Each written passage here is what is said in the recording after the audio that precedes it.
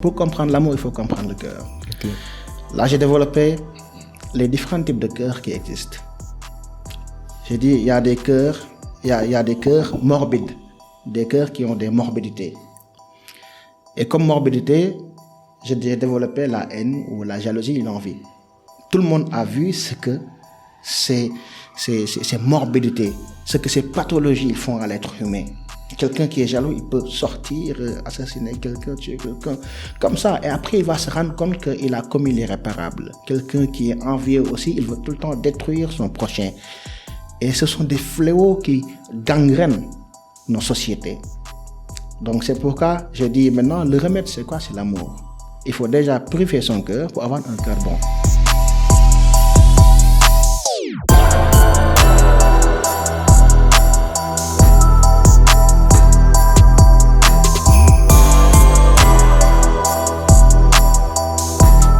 Salam Ziyar, bonsoir à tous et à toutes. Bienvenue pour un nouvel épisode du Cercle d'Influence Podcast. Aujourd'hui, nous avons l'honneur de recevoir mon cher ami Abdourahmane Lo, qui est un ingénieur géologue et surtout un passionné de la littérature et de l'art oratoire.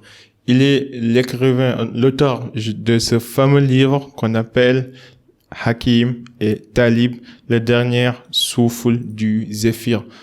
Abdourahmane, bienvenue au cercle. Merci beaucoup, merci très cher Habib, merci et bonsoir. Je profite de l'occasion pour te remercier de cette invitation et te présenter mes meilleurs vœux pour ce nouvel an 2023. Merci. Non, c'est moi qui te remercie. Normalement, je dois vous voyer, mais vu que le mentor... En tant que mentor, on se connaît depuis quelques bails à travers Toastmasters, qui est un club de leadership et d'art oratoire. Tout à fait. On s'est connus là-bas et je suis un grand fan. D'abord, en tant que quelqu'un qui s'exprime bien, en tant que quelqu'un qui maîtrise l'art oratoire. Mais en même temps, quand j'ai vu la promotion du livre, je me suis dit que ce serait intéressant de t'avoir sur le cercle et d'en parler. Pourquoi écrire ce livre, ou bien où est sortie cette passion de partager ce livre? Merci très cher Habib. Permettez-moi aussi de te tutoyer aussi, c'est ça. Comme des collègues Toastmasters. Ouais. En fait, la littérature a toujours été une passion de très longue date. Souvent, les scientifiques sont considérés comme des gens qui sont anti-littérature. Et moi, c'était un challenge de prouver le contraire. C'est pourquoi l'idée de créer un roman. Et je voulais que le premier livre ne soit pas purement poésie ou bien purement des propos peut-être qui ne seront pas utiles. Je voulais que mon premier livre soit quelque chose qui serait utile à tout lecteur, qui serait utile à l'humanité. C'est pourquoi j'ai voulu écrire un roman qui va se contextualiser africain, d'où le choix du nom Hakim et Talib. Okay. Hakim comme la sagesse et Talib comme l'apprenant. Donc c'est un roman purement adapté selon le contexte local, selon le contexte sénégalais. Donc d'où l'idée maintenant d'écrire ce roman. Ouais. Voilà. En tout cas, ce que j'ai aimé, c'est que j'ai entendu un jour une citation qui disait quand l'étudiant est prêt, le maître apparaît. Parfait. Et ça matérialise carrément, en fait, l'histoire de ce livre, en fait, qui parle d'un jeune curieux, respectueux, qui a envie d'apprendre, et aussi d'un maître, en fait, généreux, qui aime partager et qui aime mentorer et coacher. Est-ce que c'est basé sur une vraie histoire de vie ou? C'est une très bonne question. C'est une très bonne question. En fait, j'ai toujours voulu écrire un roman, comme je l'ai tantôt dit, qui sera d'une grande utilité pour toutes les générations. Au début, c'était pas le plan qui était prévu. Okay. Mais j'ai été inspiré par un sourate du Coran qu'on appelle Luqman. Le sourate Luqman, c'est une histoire entre Luqman et son fils, qui lui donnait des recommandations de vie pour réussir dans la vie. Et j'étais tellement passionné par la succession, par le fil du dialogue. Je me suis dit, pourquoi ne pas faire ce roman sous forme de dialogue? Parce que souvent, les dialogues sont captivants. Ça pousse le lecteur à continuer, à vouloir connaître quelle sera la suite, quelle sera la fin du dialogue. C'est pourquoi j'ai décidé de le faire sous forme de dialogue entre deux générations un jeune et un vieux, Hakim, le vieux, et Talib, le jeune. D'où le nom Hakim et Talib, d'où ce roman. Oui, c'est super. Le slogan, ou bien l'intitulé, c'est le dernier souffle du Zéphyr. Et si je comprends bien, Zéphyr, c'est un vent doux et agréable, en fait. Qu'est-ce que vous voulez matérialiser par ce titre, en fait? C'est quoi l'idée derrière? L'idée, c'était que chaque lecteur puisse décider de qui est le Zéphyr dans cet ouvrage. Je voulais un peu garder cette touche énigmatique pour maintenant donner la chance au lecteur d'apporter aussi sa pierre à l'édifice. Zéphyr peut signifier beaucoup de choses, comme vous avez dit, par opposition à l'aquilon, qui est un vent ravageur, qui est un vent destructeur. Zéphyr, c'est tout à fait le contraire. C'est un vent doux et agréable, comme vous l'avez tantôt dit, mais surtout un vent qui est très, très utile, un vent qui est très frais, un vent qui rafraîchit les esprits troubles, mais aussi un vent qui rafraîchit et apaise les cœurs troubles. Donc, le terme Zéphyr peut être considéré selon le lecteur. Hakim peut être le lecteur, le Zéphyr. Le livre même peut être un Zéphyr pour le lecteur. C'est pourquoi j'ai voulu ajouter le dernier souffle du Zéphyr. Du Zéphyr. Maintenant, pour les gens qui nous écoutent, j'imagine que notre communauté est composée majoritairement de jeunes. Donc, ce sont des gens qui se retrouvent à la place de Talib, le petit jeune curieux qui veut apprendre. Comment on peut trouver notre Hakim? Est-ce que tu peux décrire de manière succincte l'histoire Hakim et Talib? Et la philosophie que Hakim essaye d'enseigner à Talib. Et ensuite, on va essayer de donner des conseils adaptés aux jeunes qui nous écoutent par rapport à leur contexte actuel. Tout à fait. Merci pour la question qui est d'ailleurs très pertinente. Et c'est ça l'objectif, en fait. C'est que ce livre soit peut-être une Larousse pour tous les jeunes. Que ce livre puisse être une boussole pour tous les jeunes, qu'il puisse être utilisé. C'est-à-dire, même si on n'a pas de Hakim, ce livre peut se substituer à la place de Hakim. Ce livre peut être la place de Hakim. Donc, Hakim, c'est un sage, comme son nom l'indique. Quelqu'un qui a une grande expérience de la vie. Quelqu'un aussi qui est un scientifique. Un scientifique, pas de par ce qu'il a appris, mais de par la pratique, de par ses réflexions profondes. Talib est un jeune qui est issu d'une famille très modeste, qui vient de très loin, qui vient dans un stage quelque part, dans une société de logistique, dans une société médicale, de logistique de matériel médicalisé, et qui rencontre là-bas Hakim comme le chef de parc. Et avec les deux, la sympathie a été créée, et des liens très profonds se sont noués. Ils doivent partager un voyage de 700 kilomètres à travers le Sénégal. Où maintenant, chaque lieu où ils vont arriver, il y aura une valeur qui sera développée. Et le développement de cette valeur ne sera pas fortuit. Ça viendra nécessairement d'un contexte qu'ils vont affronter dans ce lieu-là et qui fera que Hakim va développer cette valeur pour le jeune Talib, pour le préparer maintenant à découvrir la vie. C'est comme un voyage initiatique entre les deux. Donc voilà la philosophie. Donc pour tous les jeunes, surtout pour les orphelins, les jeunes qui n'ont pas de Hakim, qui n'ont pas de père qui peuvent leur servir d'Hakim, les jeunes qui n'ont pas d'oncle qui peuvent leur servir d'Hakim, les jeunes qui n'ont pas de mentor pour leur servir d'Hakim, beaucoup de questions de la vie, les réponses seront trouvées dans ce livre-là. Dans ce livre. Voilà. Oui, je suis parfaitement d'accord. Et ce que je trouve aussi, et ça c'est prouvé scientifiquement, c'est que les enfants qui ont grandi dans une famille stable, où les deux parents sont présents, ont plus de chances de réussir dans la vie que ceux qui grandissent dans des familles séparées où l'un des parents a divorcé l'autre. Et ça, c'est prouvé scientifiquement. Mais ce que j'ai vu avec Talib, c'est que son père est mort parce qu'il travaillait en fait dans une entreprise portuaire où il était, je pense, un manutentionnaire. Un docker, oui. Un docker. Et par la cause d'un accident de travail professionnel, il est décédé, quoi. Et Talib étant l'aîné, il devait en fait prendre la relève. D'abord, sa vie était tourmentée. Sa mère était une vendeuse de poissons dans un marché à côté. Et malgré toutes ces vicissitudes, il avait le bon comportement. Il était respectueux. Il gérait la vie. Et je trouve que actuellement, dans le monde que nous vivons, je vois beaucoup de gens qui se mettent dans une sorte de victimisation et qui ont la vie, en fait, je dirais pas facile, mais de quoi être reconnaissant. Mais malgré tout, ils veulent se lancer dans un esprit de victimisation. Comment on peut vivre malgré les vicissitudes?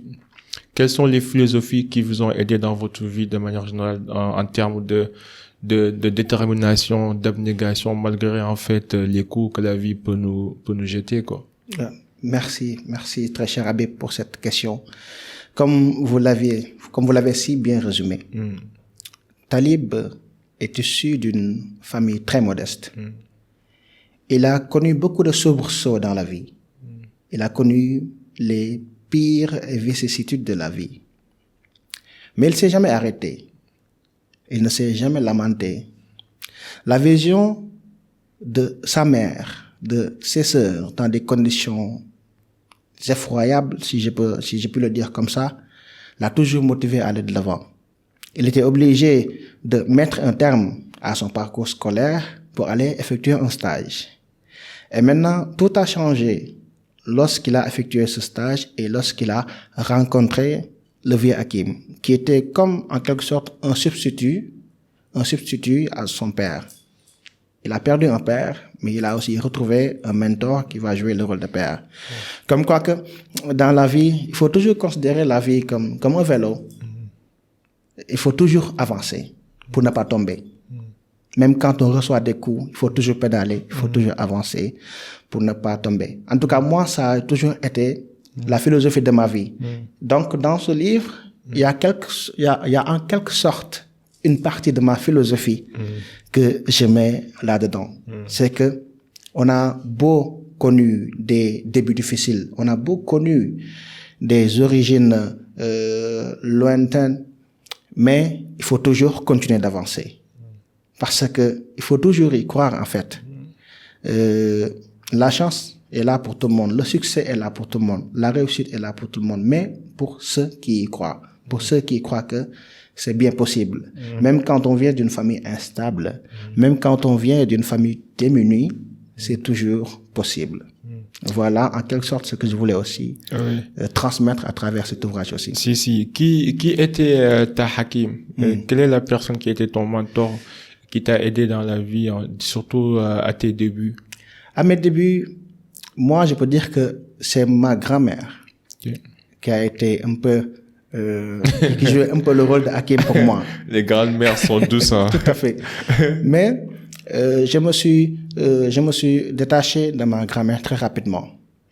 Mais après, je peux dire que la vie elle-même a joué le rôle de Hakim pour moi. Car j'apprenais à travers la vie, j'apprenais à travers les livres saints. Vous voyez, il y a beaucoup de livres de soufis que j'ai abordés. Je peux dire qu'ils étaient mes Hakim aussi. Beaucoup de questions que j'avais, beaucoup d'interrogations, j'ai trouvé les réponses dans leurs œuvres. C'est pourquoi j'ai tenu même à leur faire un petit clin d'œil, à leur témoigner de ma gratitude en citant leurs extraits dans ce livre-là. Donc je peux dire que j'ai eu beaucoup de Hakim à travers les grandes œuvres, à travers les grands hommes. Je les considère tous comme mes Hakim. Oui, voilà. C'est ce que j'ai dit à mes amis là. J'ai beaucoup d'amis que j'ai jamais rencontrés dans ma vie parce que c'est des amis qui sont morts depuis longtemps, mais grâce aux livres qui nous ont légués, j'ai pu en fait apprendre, comprendre leurs principes de vie.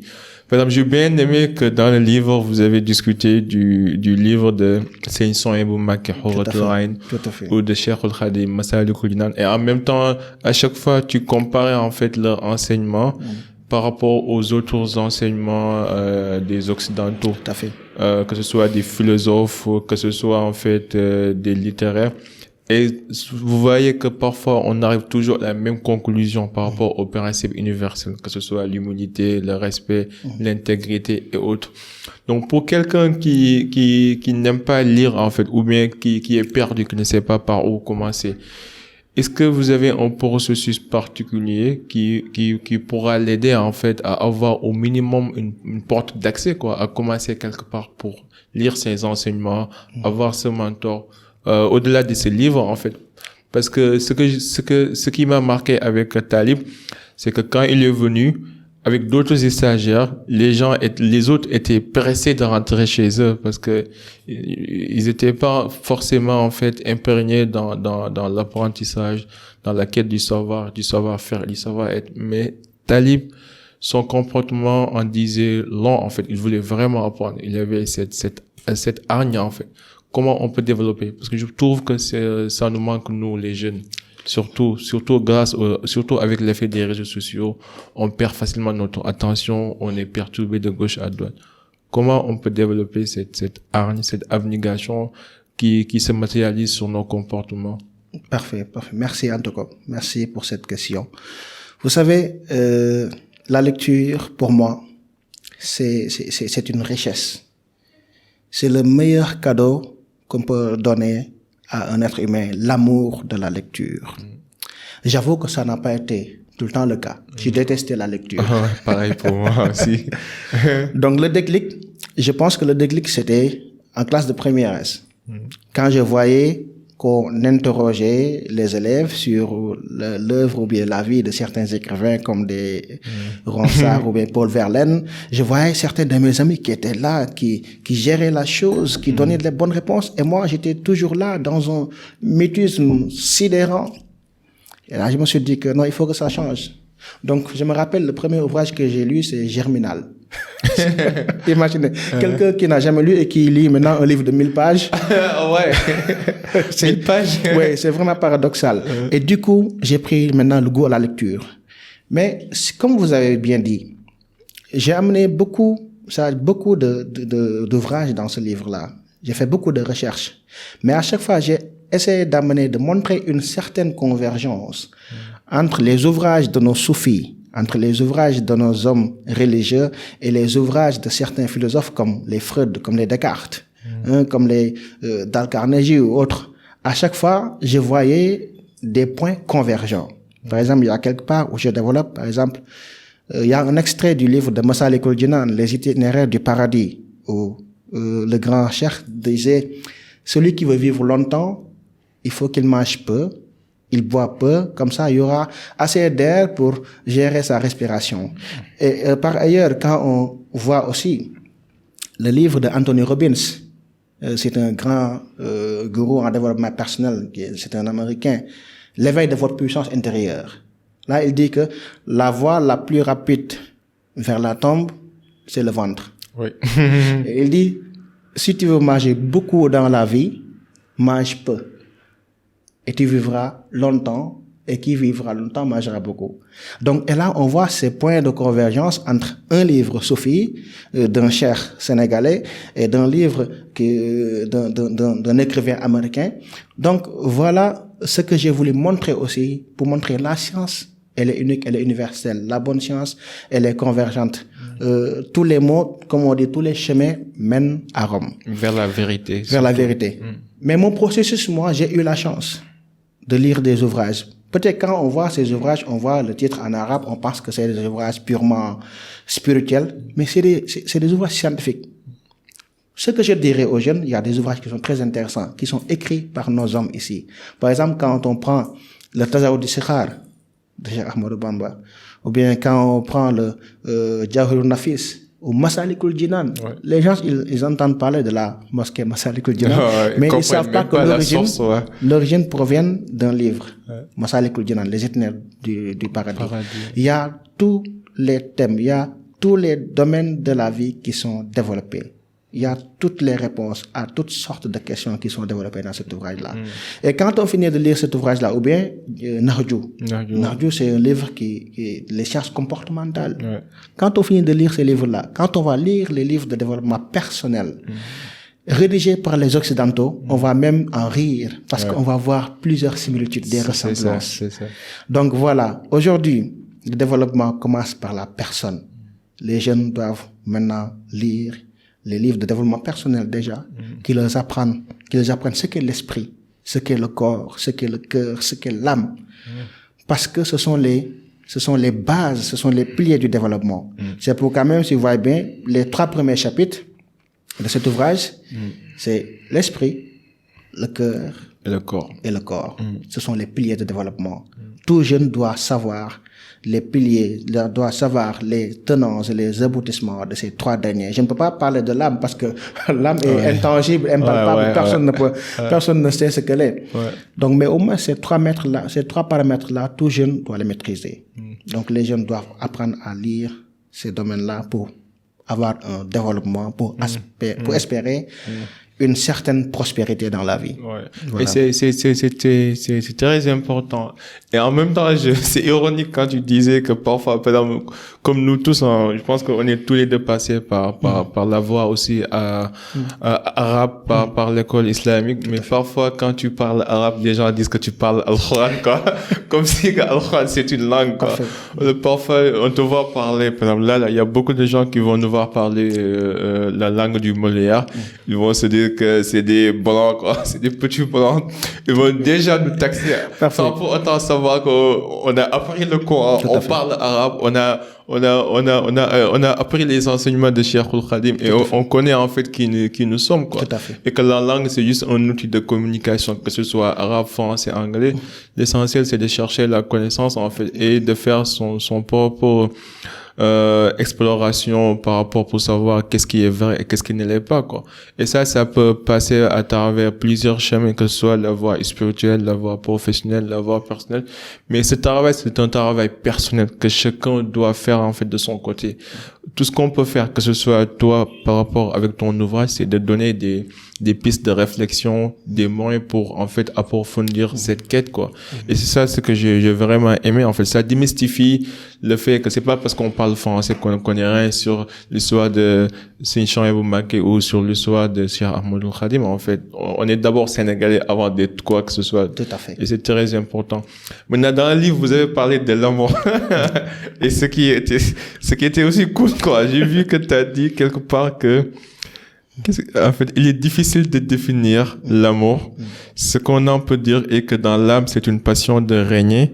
Dans les esprits, c'est une sympathie. Et dans le corps, ce n'est qu'une envie. Tu peux développer? Oui, vous savez, comme on dit, les gens aujourd'hui, on parle de l'amour. On parle de l'amour, les chanteurs. Chaque chanteur, pour avoir le buzz, pour avoir une bonne auditoire, à tout le temps, tout moment, on parle de l'amour. Mais l'amour, moi, je dirais qu'il est spirituel. Je pense que ça, c'est dans le chapitre du cœur. C'est très important, le cœur, parce qu'il fait partie des piliers du développement. Pour comprendre l'amour, il faut comprendre le cœur. Okay. Là, j'ai développé les différents types de cœurs qui existent.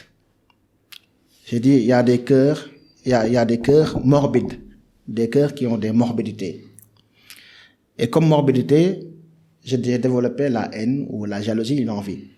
Tout le monde a vu ce que ces morbidités, ce que ces pathologies font à l'être humain.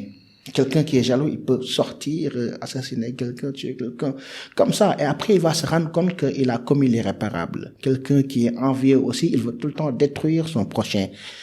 Et ce sont des fléaux qui gangrènent nos sociétés. Donc c'est pourquoi je dis maintenant, le remède c'est quoi? C'est l'amour.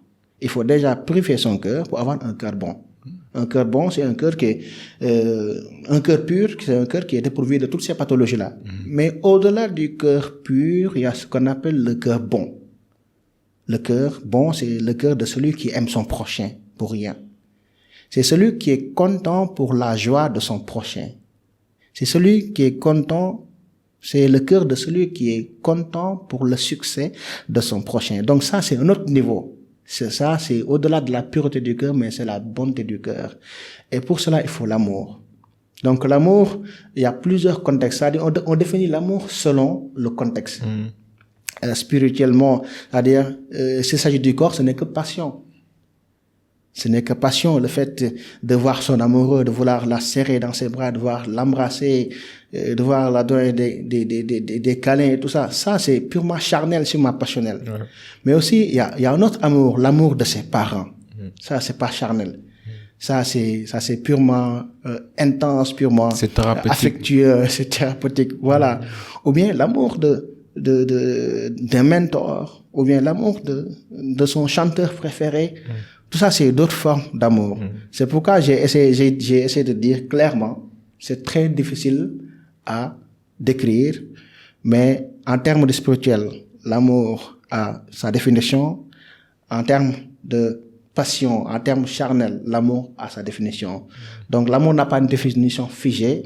La définition est fonction du contexte ou bien fonction du domaine de l'emploi. Oui, oui. Voilà. C'est comme tu disais, hein, la seule haine qui mérite, qu'on mérite en fait de porter, c'est la haine de la haine. La haine de la haine. La haine de la haine, ouais. Ça, j'ai beaucoup aimé, ouais. Parfait. Désolé, hein, je mémorise trop tes textes là. Non, c'est bien. En tout cas, moi-même, j'ai pas mémorisé cette partie-là. Je me demande bien, est-ce que même j'ai écrit cette partie-là? Ah ouais. J'ai une mémoire photographique, parfois ça me fatigue, mais bon. La haine, elle est rongeuse. La haine, elle est destructrice. La haine, elle est dégradante. Il faut s'en débarrasser. Il faut totalement s'en débarrasser et l'enterrer. La seule haine, mais il y a une haine qui est quand même profitable.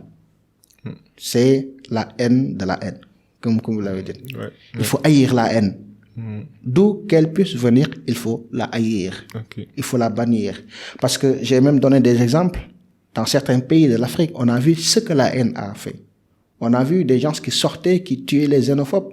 C'était en Afrique du Sud en 2020, en 2019. Tous les xénophobes, ils les massacraient. Pour rien du tout. Parce qu'il y avait la haine dans leur cœur. Alors que c'était pas nécessaire. Donc c'est un travail, souvent quand ça nous tient, on le sent même pas. Souvent c'est imperceptible. C'est les autres qui le voient, mais nous ne les voyons pas. C'est pourquoi c'est quelque chose dont il faut se départir. Donc la seule haine qui vaille, c'est la haine de la haine. Je suis d'accord, je suis parfaitement d'accord. Maintenant, comment contrôler nos émotions? En fait, je trouve que ça aussi, c'est pas facile à faire. Vous avez parlé du corps, de l'esprit et aussi de corps, esprit et quoi? Et du corps. Et du corps. Mais comment trouver le juste équilibre entre les trois? Parce que moi, j'essaye, mais j'arrive pas. Je le cherche toujours, moi. Je cherche toujours le moyen de garder cet équilibre. Je pense que ma famille peut en être témoin. Des fois, c'est très difficile de garder cet équilibre. C'est pourquoi quand vous venez chez moi, ou quand vous regardez la bibliothèque, vous voyez que des livres, des ouvrages qui parlent de la gestion émotionnelle du cœur, de l'esprit, pour comment se connaître, comment connaître les tréfonds de son intérieur, comment retrouver la paix de l'âme pour pouvoir gérer ses émotions. Et aujourd'hui, j'ai lu beaucoup d'ouvrages sur ça, les ouvrages de Freud.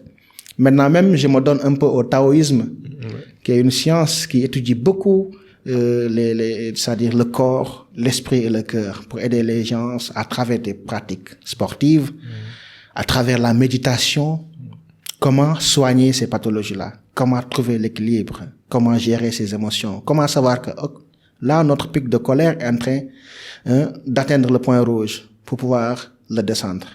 Comment savoir que nous sommes jaloux? Parce que nous sommes des êtres humains. Des fois, tu veux quelque chose, tu ne l'as pas. Et Habib, il vient, il l'a facilement. Et là, il y a la jalousie qui est là. Donc, c'est très sensible. La limite est même imperceptible. Mais, ce que je peux dire, c'est qu'il y a beaucoup de théories sur ça. Il y a des théories sur les méditations. Il y a des théories sur comment apaiser son âme. Surtout, les Asiatiques ont fait beaucoup d'œuvres et beaucoup d'ouvrages sur ça. Donc, par la lecture, on essaie tout le temps de se contrôler. C'est un processus ininterrompu d'amélioration. Ce qu'on appelle le Kaizen. Constant and non-ending improvement. Il faut toujours s'améliorer. Toujours essayer de garder son calme. C'est pas facile. Moi-même, je cherche toujours l'équilibre. On essaie de trouver des solutions, mais c'est pas facile. Non, en fait, ce que j'aime bien en lisant des livres ou bien en parlant avec des mentors comme toi et les autres, c'est que tu te rends compte qu'il y a pas une vérité universelle, en fait, ou bien il n'y a pas une méthode spécifique. Chacun a ses galères, chacun a ses bails. Et que la réalité, c'est que c'est à toi de voir, en fait, quel est l'outil ou la méthode qui t'aide le plus, quoi. Tout à fait. Donc, parfois, j'ai l'impression que les gens cherchent un raccourci ou bien une phrase courte qui va régler tous leurs problèmes. C'est comme quelqu'un qui tape sur YouTube comment devenir riche. Et il voit une bambelle de vidéos. Tout à fait. Et il pense vraiment que le mec là va le rendre riche. En fait, non, c'est juste des coups de marketing et de com, en fait. Tout à fait. Tout à fait. Comme vous dites, chacun a sa solution spécifique. Ouais. Moi, j'ai utilisé plusieurs moyens. De nature, j'étais une personne très nerveuse, une personne très colérique. Parce que quand tu as connu un certain passé, souvent, c'est très difficile de s'en départir. Et j'ai utilisé beaucoup de moyens. C'est ça. J'ai même eu à acheter une guitare pour faire des notes de fingerpicking. Tu vois, je me suis même donné à ça. Je me suis donné au champ de tir. Et à chaque fois, c'est des solutions qui marchaient. Qui marchaient un moment pour apaiser le cœur, pour apaiser les âmes. Quand tu te mets à faire la pratique, tu es calme, tu es apaisé, tu es paisible, tu es content. Mais à un certain moment, ça ne va pas marcher. Tu cherches autre chose. Donc voilà, chaque personne a sa clé spécifique pour gérer ses émotions, pour gérer ses colères. Mais dans tous les cas, il faut les gérer. Non, c'est important. Et en même temps, aussi, parfois, il faut les accepter, quoi. Par exemple, moi, ce qui m'aide vraiment dans tout ça, c'est le sport et l'acceptance, quoi.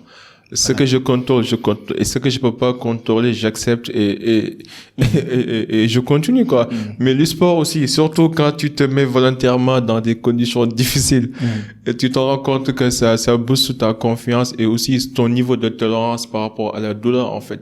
Par exemple, hier, je suis parti faire une séance de boxe, de jiu-jitsu. On m'a tellement tapé qu'après, quand je suis sorti, en fait, je me sentais bien, en fait. Je me dis, là, je peux encaisser tout, quoi, parce qu'on vient de me battre, là. Tout à fait. Et j'ai encaissé. Donc, qu'est-ce que tu peux me faire? Tu peux pas me faire quelque chose de plus dur que ça, en fait. Tout à fait. Donc, ça permet de relativiser les choses. Donc, je pense que parfois, les êtres humains doivent se mettre dans des conditions difficiles intentionnellement pour tester leurs limites, parce que ça va les préparer pour, en fait, dans l'avenir de supporter les vicissitudes de la vie, quoi. Tout à fait. Maintenant, par rapport aux différentes philosophies, vous avez parlé du taoïsme, qui est l'une des philosophies chinoises. Comment vous avez découvert les 3 philosophies chinoises et comment ça vous a aidé dans la vie? Et quelles sont ces 3 philosophies? Une très bonne question. À vrai dire, je suis un curieux de nature. Okay. Je ne suis pas un partisan d'une philosophie particulière, mais j'aime découvrir. Okay. Je suis très curieux. C'est purement par hasard que j'ai découvert un auteur qu'on appelle Mantak Chia. Mantak Chia, c'est un maître taoïste contemporain qui a fait beaucoup d'ouvrages sur, c'est-à-dire comment gérer, comment même se guérir rien qu'avec le chi, l'énergie qui circule en nous. Il donne, c'est-à-dire des astuces très importantes, des tuyaux très importants pour la gestion de la vie humaine, uniquement en gérant le chi, le flux d'énergie de l'être humain. Il donne même des techniques c'est-à-dire si son chi est en baisse, comment même le booster et tout ça. Donc et là j'étais tellement scotché par cette philosophie-là, j'ai eu à creuser encore, à lire encore les théories bouddhistes, les théories taoïstes, mais en fait ils se ressemblent un peu. Et elles se ressemblent toutes, en fait. Mais c'est des théories qui sont très importantes. D'ailleurs, même quand on voit le niveau de développement des Asiatiques, que ce soit les Japonais, que ce soit... Et surtout le niveau d'espérance de vie. Voilà, surtout le niveau d'espérance de vie. Et là, quand on voit le taoïsme ou bien le bouddhisme, ou bien quand on voit les théories de Lao Tse ou bien de Confucius, ce qu'ils disent, c'est des dogmes. Ce qu'ils disent, personne ne peut les changer. Ce sont des vérités extraordinaires. Que ça soit Lao Tse, que ça soit Bouddha, que ça soit Confucius, ils sont extraordinaires. C'est pourquoi maintenant les gens qui suivent leur discipline, qui suivent leurs orientations, ils ne peuvent que observer un développement. Chez les maîtres Tao, tu vois un maître Tao qui a 110 ans et qui est vigoureux, qui est jeune, qui est actif. Tu vois, parce qu'ils ont des théories très importantes sur toute la vie. Comment vivre, comment manger, faire du sport, comment gérer sa colère. Parce que tout est une question de flux nerveux, d'énergie. On sait tous que C'est-à-dire, un coup de colère donne un coup de vieillesse. Et un coup de joie donne un coup de longévité. Quand on est en colère, il y a le cortisol qui est là. Quand on est énervé, il y a le cortisol qui est là, qui inhibe notre joie et puis qui dégrade aussi notre système immunitaire. C'est pourquoi la pratique du sport, je le développé dans le livre, c'est très important. Parce qu'ils nous permettent de sécréter l'hormone qui est le contraire du cortisol, les endorphines, qui nous permettent de nous sentir mieux, qui nous permettent de nous sentir bien, qui nous permettent de développer nos organes. Donc, les Tao aussi, ils ont d'autres techniques comme la respiration. Ils disent que la société actuelle ne sait pas respirer. On fait des respirations pulmonaires alors que la meilleure respiration, c'est la respiration abdominale. Où maintenant, il y a un temps d'inspiration, tu bloques tout dans l'abdomen pour permettre à tous les organes d'avoir suffisamment de l'oxygène avant d'expirer. Tout ça, c'est des théories des philosophes chinois. C'est pourquoi c'est très important. Je les ai découverts grâce aux recherches, grâce à la curiosité. Donc, j'incite tout le monde à être curieux. Ouais. J'aime pas le communisme, mais j'aime bien la philosophie chinoise. Ça, c'est sûr. C'est pas pour rien que leur population constitue celle qui a plus de niveau d'espérance de vie comparé aux autres pays du monde, en fait. Tout à fait. Bon, je pense pas qu'ils sont heureux quand même, mais quand même, ils vivent longtemps. Ils vivent longtemps. Ça, c'est sûr. Ouais, on a vu tous ce qu'ils faisaient au niveau de la Coupe du Monde au Qatar. On a vu que quand tout le monde finissait, ils se mettaient à ranger les ordures. Mais regarde ce niveau d'éducation. Niveau d'éducation. Regardez ce niveau, d'éducation. C'est extraordinaire. Donc, cet ouvrage, c'est l'éducation qui a été le déclic de cet ouvrage. C'est suite à une lecture de dégradation, de dépravation, suite à une lecture de déviation de la trajectoire qu'il fallait prendre, que je me suis dit que non, il faut maintenant apporter ma pierre à l'édifice de l'éducation. Tout le monde doit éduquer. Il ne s'agit pas seulement de l'école, mais des parents, de la famille, de l'école. Tout le monde doit éduquer, les porteurs de voix comme vous. En fait, ça m'a beaucoup rigolé, en fait, quand tu disais que je ne veux pas que, en fait, que mon livre, que les papiers de mon livre soient utilisés pour faire du guerre-té-caf dans les rues, quoi. Parce que d'habitude, c'est ce que je vois ici au Sénégal, en fait. On a ce manque de civisme. Quels sont les comportements qui te dérangent vraiment dans ce pays quand tu vois les jeunes, quand tu analyses les jeunes? Et comment y remédier? Oui, d'ailleurs, c'est une très bonne question qui est très pertinente. Parce que cette question, la réponse à cette question, c'est ça, c'est ce que j'ai essayé de trouver. Donc, cette question a été le déclic. Et ce qui m'a poussé à mettre dans l'écriture, à créer quelque chose pour apporter ma solution.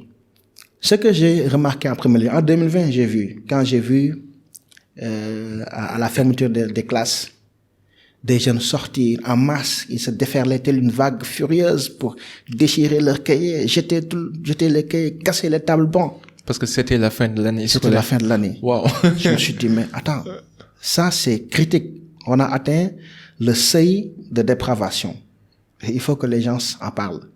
Ou bien maintenant, quand je vois des centaines de personnes, des milliers de personnes qui troquent leur sommeil, qui dépensent leur énergie, leur argent, leur temps, pour voir quelqu'un qui va faire un live pour exhiber l'intimité des personnes, pour exhiber ce qu'il y a de plus digne chez un homme, et qu'il y a des milliers de personnes qui attendent à regarder, je me dis, là, le monde est en train de devenir fou.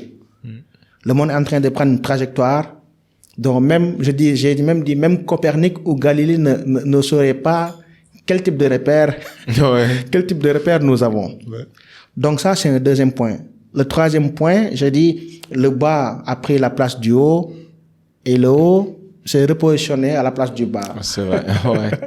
Donc, voilà, donc c'est ça qu'on voit. On voit que maintenant, on donne plutôt les micros aux gens qui pratiquent la folie, qui disent que manifestement, je suis un fou. Ouais. Moi, je parle que de la folie, je fais que de la folie. Ouais, j'en connais un peu.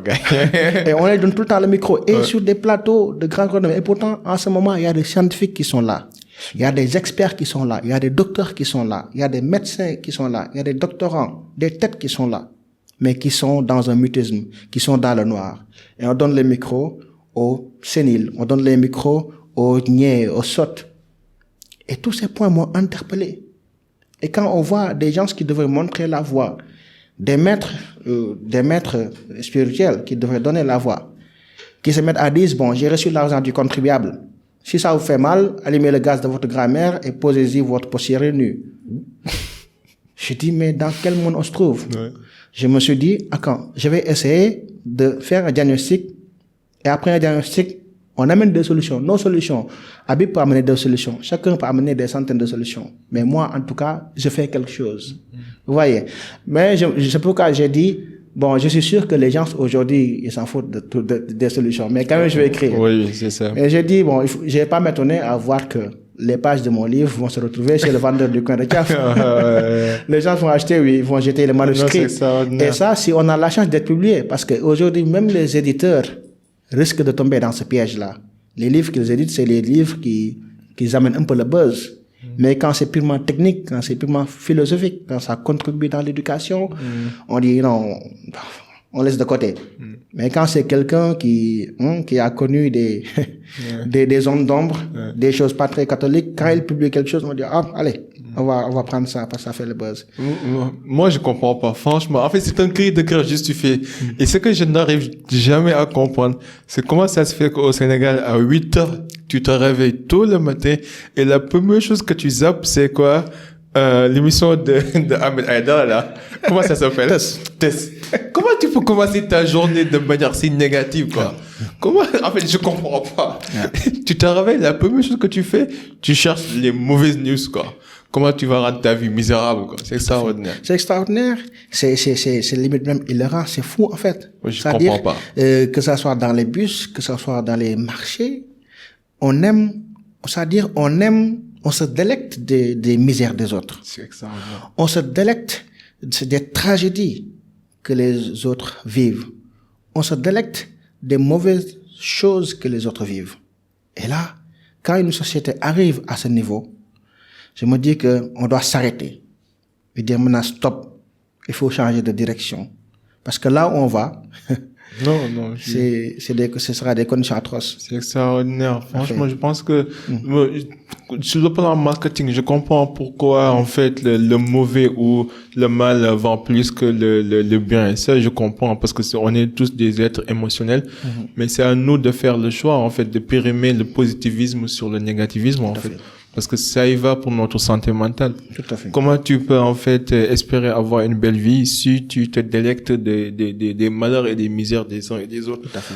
Souhaite aux autres ce que tu te souhaites toi-même, en fait. Tu aimerais pas être à la place de toutes ces personnes. Donc, pourquoi en rire, en fait? Parce qu'un jour, ça peut être toi. C'est pareil, quoi. Maintenant, l'un des phénomènes de société que nous vivons actuellement, c'est, on en a parlé un peu, c'est le manque de civisme. C'est ce même manque de civisme aussi qui a coûté la mort de plus de 50 personnes avant-hier lors de l'accident. Que la terre soit légère sur toutes ces âmes et on prie pour toutes ces âmes perdues et ça nous fait vraiment mal. Et comment vous avez analysé ces situations et qu'est-ce que ça vous interpelle? J'ai été triste, j'ai été profondément attristé par cette situation. Profondément attristé par cette situation. D'autant plus que je connais bien cette zone-là. Parce que j'ai fait 2 ans là-bas, en 2021 et 2020. J'avais un projet là-bas. Je connais bien cette route. Et j'étais profondément attristé parce que, si vous voyez, il y a un chapitre qui est sur la tolérance. Oui. Qui est purement dédié, qui est textuellement comme ça. Un chapitre sur la tolérance, donc il y avait un chauffeur qui a quitté Dakar, le chapitre qui est dans le livre. Il a quitté Dakar et est arrivé au niveau de rond-point croisement Sali. Il y a une autre voiture qui l'a coupé de court, puis qui l'a dépassé. Et le chauffeur de la voiture cette place voulait se venger. Pourquoi l'autre m'a dépassé? L'intolérance. L'impatience aussi. Et l'intolérance l'a aveuglé. L'intolérance a éclipsé sa raison. En voulant dépasser l'autre pour lui montrer non, ce que tu as fait, c'est pas normal, je vais te rendre l'appareil, il a croisé un autre camion qui vient de l'autre sens. Comme un choc mortel. Donc, pour montrer que l'origine de ces accidents, de tous ces accidents-là, c'est purement anthropique. On dit souvent que les conditions routières sont dégradées, mais moi, je connais bien cette partie-là. Cette partie-là a des conditions normales, des conditions routières normales. Et pourquoi? Ce qu'on doit se demander, c'est pourquoi dans les zones où on a des routes dégradées, on a moins d'accidents que dans les autres où on a des bonnes routes. C'est le comportement humain. C'est le comportement. Oui. Parce que dans les routes où on a dans les zones où on a des routes dégradées, les gens ne peuvent pas rouler vite. Ils font doucement pour éviter les nids d'éléphants et tout ça. Mais maintenant, lorsqu'ils arrivent là où maintenant le macadam est pur et bien fait, là, c'est la vitesse. On pense que nous avons des fusées, nous avons des bolides. Et maintenant, vous savez, tout est spirituel, tout revient à l'esprit. Pour pouvoir gérer certaines vitesses, il faut avoir des temps de réactivité cérébrale extraordinaires. Par exemple, quand on est à 140 km à l'heure, quand on a un pneu qui pète, quand on a un pneu qui explose, mais là, il faut être super intelligent, super attentif pour pouvoir gérer cette voiture-là. Mais souvent, ici, avec les fléaux qui gangrènent la vie, on pense aux dépenses quotidiennes, on pense aux vicissitudes de la vie, on pense aux problèmes. Donc, avant de nous rendre compte qu'il y a un mal qui est déjà là, l'irréparable est déjà commis. Donc, c'est toujours une question de comportement. Ou bien un chauffeur qui est là, qui conduit, qui fait un excès de vitesse, les passagers vous interpellent, vous leur insultez et vous continuez, personne n'ose piper un mot. Ouais. Donc, tout encore est une question de comportement. Donc, l'origine est purement anthropique et purement comportementale. Cela revient encore au manque de repères que je disais. Ouais. Si on a des fous comme des repères, les fous qui sont à la télévision comme des repères, si on a des gens qui sont maîtres de loisirs comme des repères, on ne peut pas avoir un bon comportement. Ce qui est sûr et certain, c'est qu'on a un sérieux problème. Donc, tout ce qui arrive aujourd'hui est la résultante de ce fait. En fait, c'est comme disait Einstein, quoi. Tu peux pas utiliser les mêmes méthodes pour régler un problème et espérer, d'avoir des résultats différents. En fait, on est tous interpellés par ce qui se passe, mais en même temps, on a tous un rôle à jouer. Et ce qui est faux, c'est que ceux qui doivent jouer le rôle ne savent même pas qu'ils ont un rôle à jouer. Tout à fait. Et c'est extraordinaire. Bon, il nous reste juste quelques minutes. Maintenant, est-ce que vous avez des astuces de vie, 5 astuces de vie? Parce que vous avez abordé beaucoup de sujets dans le livre. Je te vois comme une bibliothèque marchande, quoi. Je sais pas comment tu emmagasines toutes ces données dans ta tête, mais c'est extraordinaire. Donc, est-ce que tu as des astuces de vie que tu pourrais conseiller aux jeunes qui nous regardent? De manière générale, quoi. C'est une très bonne question. Je pense que, comme tu as si bien dit, ce livre est un recueil d'astuces, est un repère de bons tuyaux pour réussir la vie. Je pense que moi, personnellement, mes astuces de vie, déjà, c'est être humble. Si tu es humble, tu peux tout avoir dans la vie. Si tu es humble, tu peux tout gagner dans la vie. Et j'ai donné même l'exemple de la terre. La terre, le sol est très riche. Il y a tout dedans. Il y a l'or qui est dans le sol, il y a le diamant, il y a les métaux précieux, il y a même l'eau qui est dans le sol. Le pétrole est dans le sol. Ouais. Pourquoi le sol est très riche? Parce que la terre est très humble. Nous marchons tous sur la terre et elle accepte qu'on lui marche dessus. Et tout ce qu'on lui jette, elle prend. Et tout ce qu'on lui jette, elle prend. On transgresse sur la terre. On lui fait supporter des édifices qui pèsent des tonnes et des tonnes, mais elle supporte. Et ça, c'est pas une faiblesse. Parce qu'elle pouvait trembler, et s'il tremblait, tout le monde allait en passer. Si. Mais elle ne le fait pas, elle supporte. C'est pourquoi elle est très riche, la terre. L'océan. Le point le plus bas de la terre, c'est l'océan, les eaux. Et regardez maintenant, tout ruisselle vers les océans. Que ce soit les lacs, que ce soit les cours d'eau. Tout ruisselle vers les océans. C'est pourquoi aussi, les océans sont même plus riches que la terre.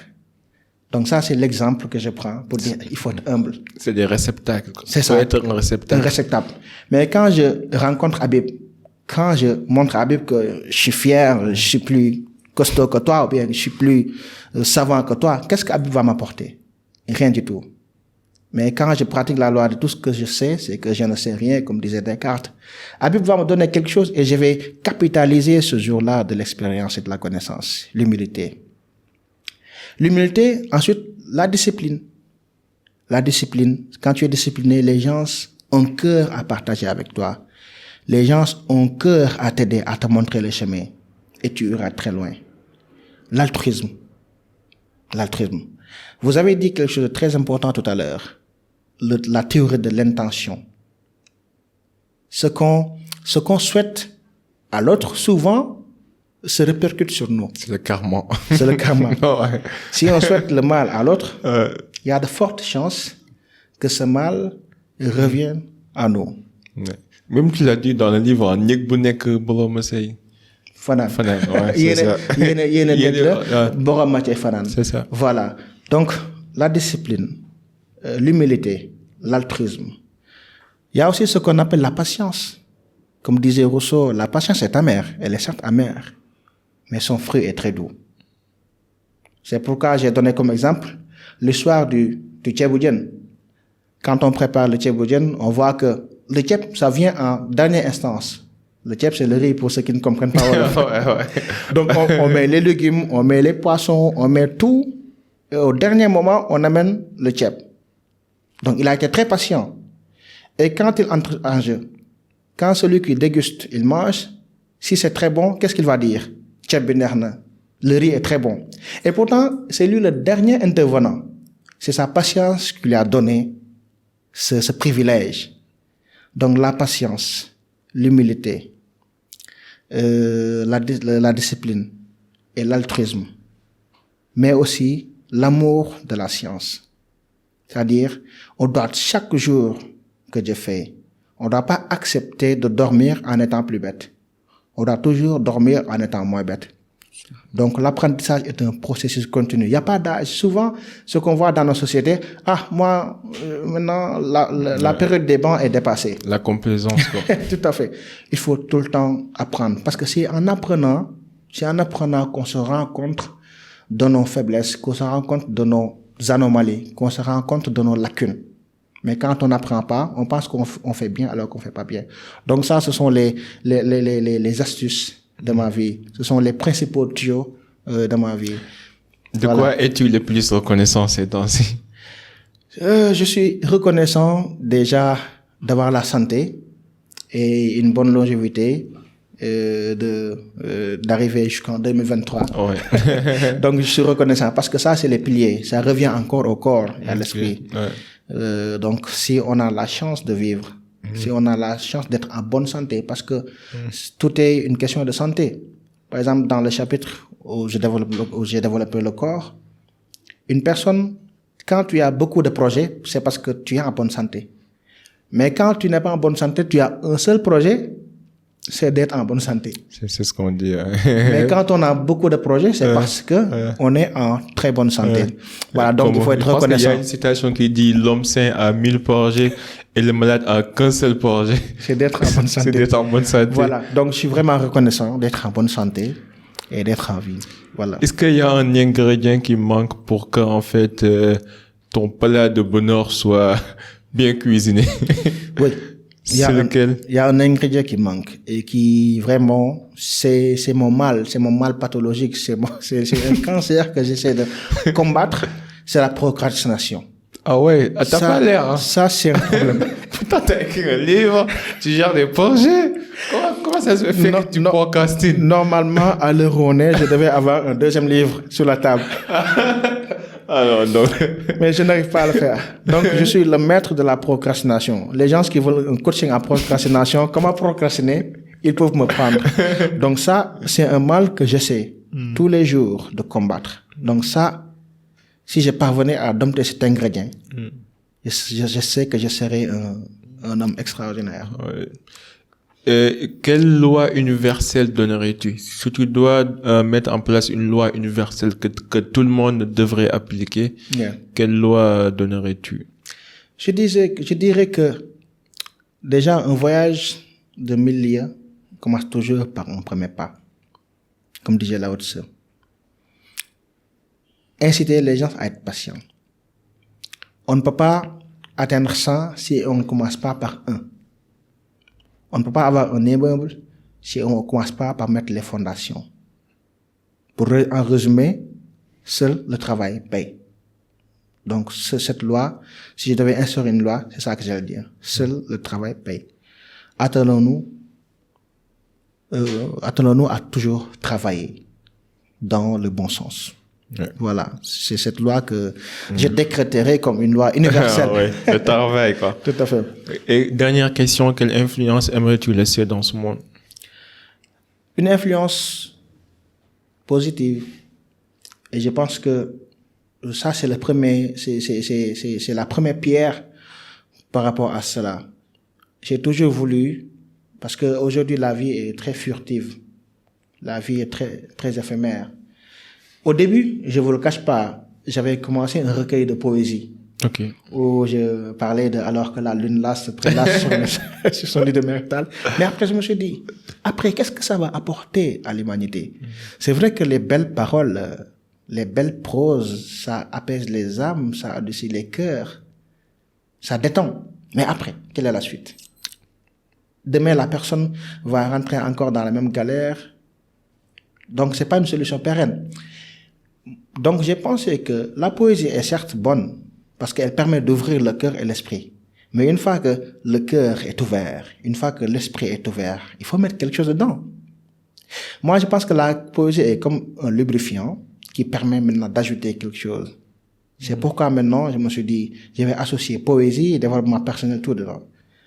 Comme ça, pour permettre maintenant à la personne d'avoir un capital qui lui permet de gérer la vie. Donc ça, c'est l'influence positive que je veux laisser. Et ça va se continuer. Comme ça, tout lecteur qui ne sait pas maintenant quelle est l'utilité du cœur, quelle est l'utilité de l'âme, comment gérer comment dompter son corps pour avoir un corps athlétique qui va lui permettre, parce que le corps, notre enveloppe, qui va nous permettre d'aller loin, quand il va lire ce livre, il saura comment faire. Un lecteur qui est impatient, qui va être patient dans la vie, s'il lit le chapitre, la patience, il saura comment gérer sa vie, comment être patient pour avoir de bonnes choses. C'est cette influence que je veux laisser. Et ce sera pour toutes les générations, que ce soit pour les jeunes, que ce soit pour les adultes, que ce soit pour les vieux. Donc c'est un document, un livre intergénérationnel. Donc déjà c'est le début de l'influence positive que je veux laisser. Je suis parfaitement d'accord. Les hommes viennent et partent, les écrits restent. Et si nous avons des idées, c'est pour éviter de mourir avec elles, en fait. Et c'est important de partager. En tout cas, c'est fait en honneur à Abdourahmane. J'ai beaucoup aimé le livre, j'ai beaucoup appris. Et je m'intègre dans toutes ces philosophies que tu nous as partagées dans ce livre. Et je recommande à tous nos auditeurs, à tous nos téléspectateurs, de faire tout pour le lire et nous partager, en fait, les principes ou bien les recommandations qui, en fait, qu'ils ont trouvé utiles, inspirantes et impactantes. Comment les gens pourront trouver le livre, pour l'acheter? Oui, le livre est maintenant disponible au niveau des éditions Plume d'Ébène, mais aussi au niveau de toutes les librairies, L'Harmattan, 4 Vents. Donc, moi aussi, je pense qu'ils peuvent avoir mon contact. S'ils veulent l'avoir plus rapide, j'ai toujours des tirages que je peux mettre à leur disposition aussi. On peut faire aussi une livraison. Et en même temps, on va partager dans les show notes en bas, comme d'habitude, toutes les références, en fait, ces identifiants des réseaux sociaux autour pour que vous puissiez, en fait, contacter Abdourahmane et discuter par rapport à ce livre. Vous avez un dernier mot? Bien évidemment. Si ce n'est vous remercier, cher Habib. Merci beaucoup pour cette invitation. Au moins, si les feuilles se retrouvent chez les vendeurs de gâteaux Diaf, au moins, les images vont rester. Non, ils vont pas se retrouver chez les vendeurs de gâteaux Diaf. Voilà. Merci pour cette invitation. Et je ne saurais terminer sans pour autant lancer un appel à l'endroit de mes petits frères, de mes petites sœurs. La lecture est la clé indispensable qui va ouvrir les portes de toutes les réussites, les portes de tous les succès. Lisez Hakim et Talib d'Abdourahmane. Lisez aussi les autres ouvrages. Lisez Comment se faire des amis d'Al Carnegie. Lisez Le leader sans titre de Robin Sharma. Lisez Les itinéraires du paradis, Massalikul Jinan. C'est ça qui vous permettra d'avoir assez d'outils pour réussir dans la vie. C'est mon dernier appel. Merci à vous et merci à tous vos téléspectateurs. C'est moi qui te remercie. C'est fait un grand honneur. Franchement, le cercle, c'est ton cercle. Si on peut être utile dans l'avenir, n'hésite pas. Parfait. Merci beaucoup, Abdourahmane. Merci. Merci les gars. Merci de nous avoir suivis. C'était le cercle d'influence Habib Sall avec Abdourahmane Lo. À la prochaine. En attendant, soyez uniques, soyez légendaires. Peace and love. We out.